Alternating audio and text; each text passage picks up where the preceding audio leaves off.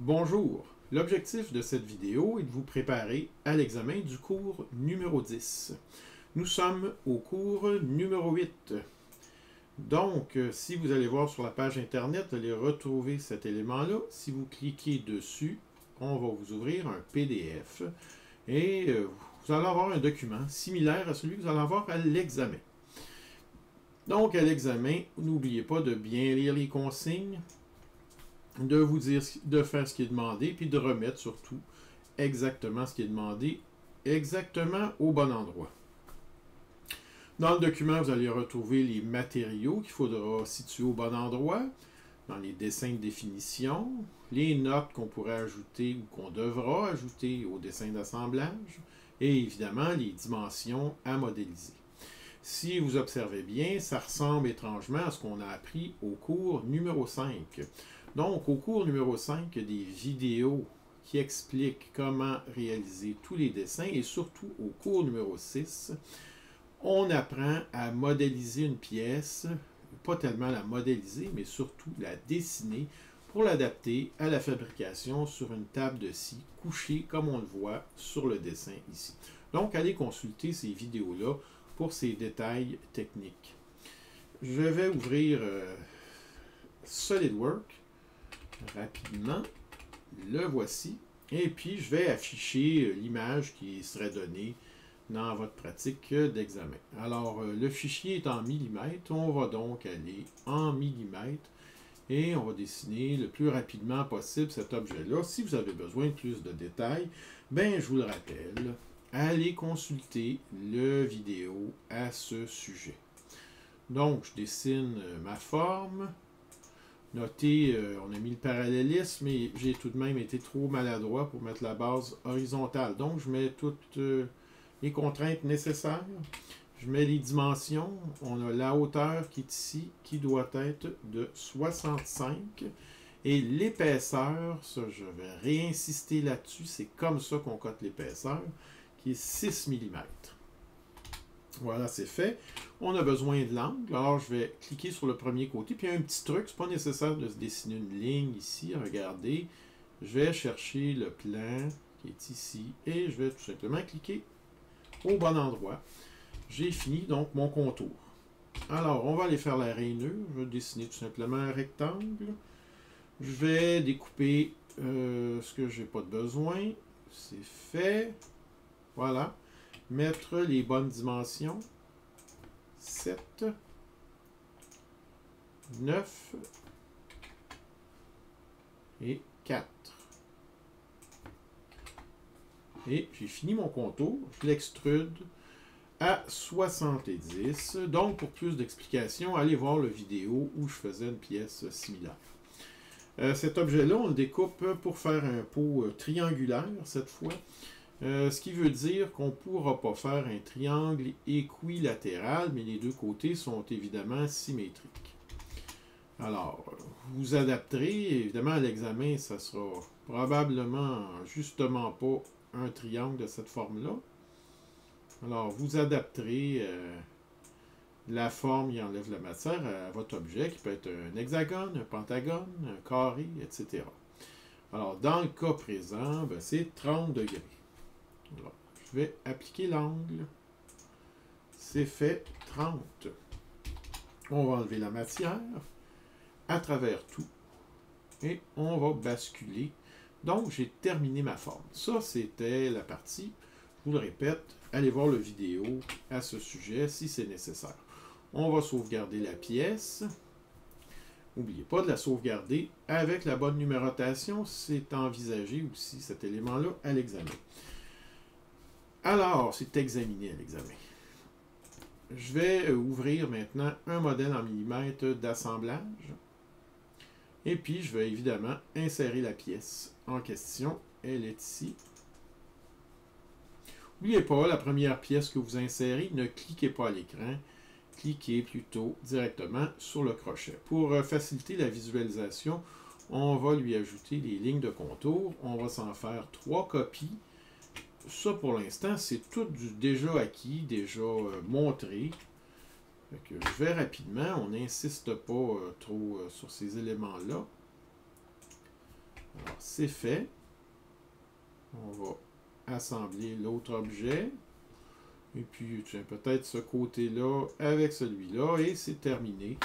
Mon assemblage est complet. Si jamais vous avez des problèmes avec votre assemblage, ça veut dire que vous avez mal modélisé la pièce. Là, il nous reste à modéliser le couvercle et le fond qui est ici, qu'on voit ici sur la vidéo. Comme ça. Là. Donc, là, je vais vous montrer une technique pour modéliser ça. Et là, je n'ai pas enseigné encore. Ben, une technique pour aller chercher les bonnes dimensions. On va commencer par le couvercle. Alors, on sait déjà que c'est à 75, mais ici, il faudrait mesurer précisément. On pourrait le faire, on pourrait fonctionner comme ça, en sélectionnant les deux lignes, puis demander la mesure et prendre là, à toutes les décimales pour être précis la dimension normale, évidemment, là, le 6.09, etc. C'est pas 6 parce que c'est incliné. Une autre façon de faire, c'est de sélectionner le dessus et demander de créer un esquisse. Alors, je viens de créer un esquisse. Ensuite, je sélectionne les lignes que je voudrais récupérer pour faire mon autre modélisation. Une fois que c'est fait, soyez attentifs, vous avez convertir les entités ici. Vous cliquez là-dessus et puis vous quittez l'esquisse. Et l'esquisse, je n'ai pas besoin dans l'assemblage, alors je peux la couper. Donc, si on ne modélise pas en contexte, on peut quand même utiliser cette méthode-là. Alors, je vais faire un nouveau modèle en millimètres. Évidemment, pour le couvercle, je vais employer la fonction, le plan dessus. Je vais l'agrandir un peu pour vous montrer. Puis, je vais tout simplement faire un CTRL-V. Alors, il a collé l'esquisse dessus. Le danger, c'est qu'on n'a pas de dimension. Si on veut importer des dimensions, il n'y en aura pas. Alors, il faut être rigoureux. Dans ce cas-là, c'est un triangle équilatéral, mais on va demander que toutes ces longueurs-là soient égales en s'assurant qu'on ne déplace rien quand on les sélectionne. Regardez, si vous sélectionnez directement le milieu, vous sélectionnez les trois lignes d'un coup. Ensuite, vous pouvez commencer à mettre les dimensions.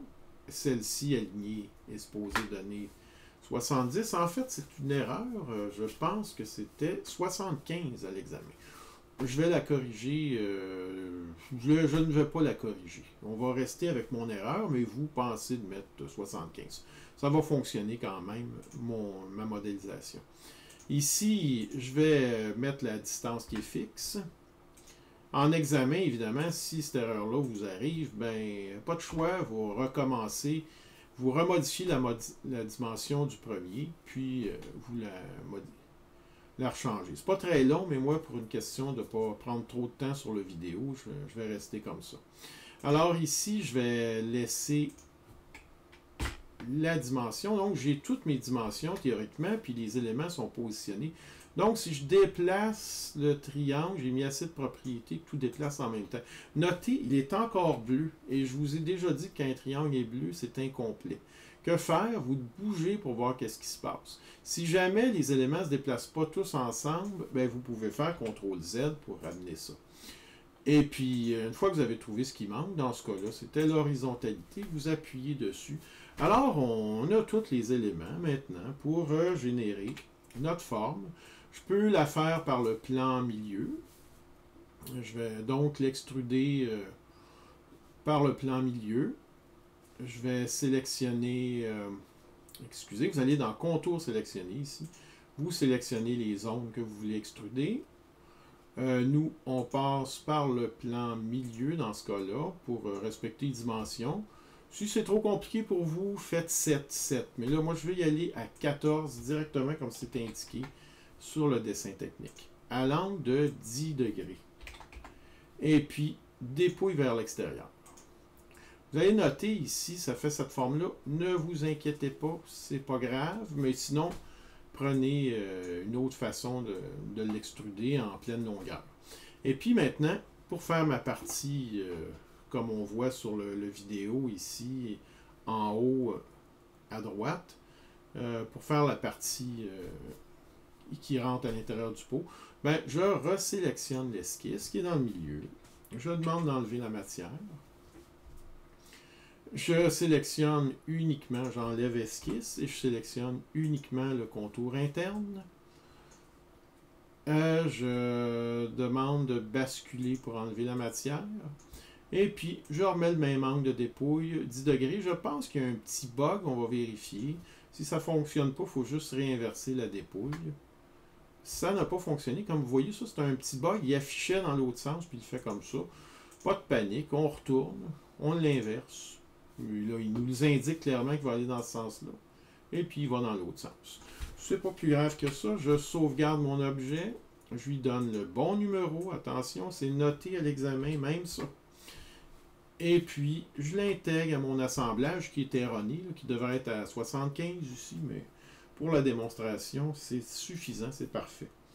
Ne faites pas ça à l'examen, vous allez perdre des points. Donc, je vais insérer la pièce 102, et puis je la positionne, et puis ça me permet aussi de vérifier si j'ai modélisé adéquatement mes objets. Si ça ne rentre pas précisément, mais c'est qu'il y a une erreur. Et puis, vous trouvez l'erreur.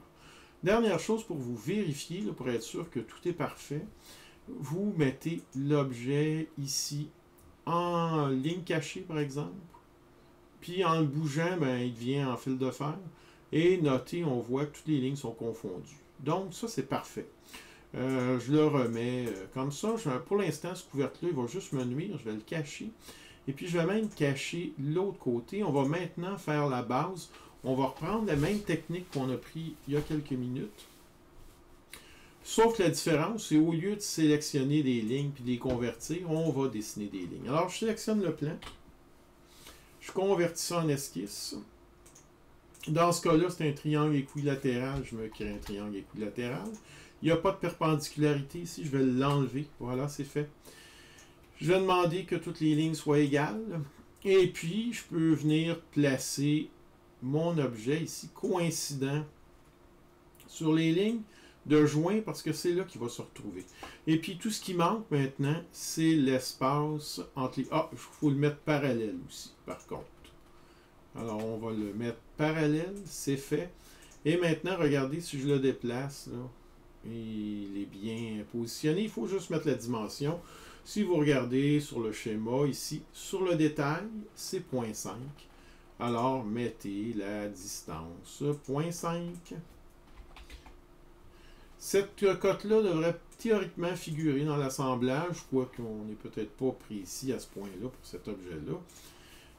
Alors, on le place ici, puis on fait comme tantôt. On resélectionne l'esquisse, on la coupe, CTRL-X, on crée un nouveau document, et puis ce nouveau document-là, ça va être encore un modèle en millimètres. On sélectionne la vue de dessus, je vais cacher les autres plans, et je fais tout simplement CTRL-V. C'est fait. Je retourne éditer l'esquisse. Dans ce cas-là, la première chose que je fais, les contraintes ont déjà été conservées. Tout ce qui me manque, c'est la dimension. Alors, qui aurait été compliqué à calculer. Là, j'ai ma dimension exacte. Puis sur le dessin technique, elle va s'arrondir naturellement.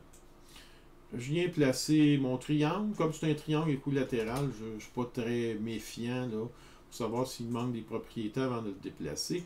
Je vais juste ajouter une horizontalité pour faire un meilleur dessin technique.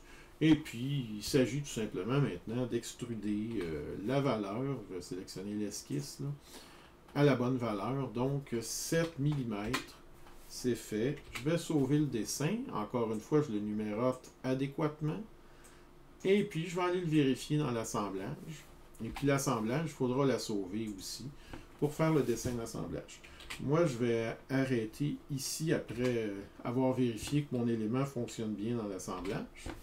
Je viens de l'insérer, parcourir, et puis je viens le positionner. Dernière chose, pour le positionner exactement au bon endroit, observez bien. Je commence à donner les propriétés, et puis ensuite, ici, entre cet objet-là et cet objet-là, je vais demander une distance. Et puis, je mets tout simplement 0.5, comme c'est indiqué sur le dessin technique. Je vais reculer la pièce un peu pour bien la voir. Puis je vais faire la même chose sur l'autre panneau. je vais à distance. Observez, je vais à gauche, je clique sur distance, puis je pèse sur 0,5.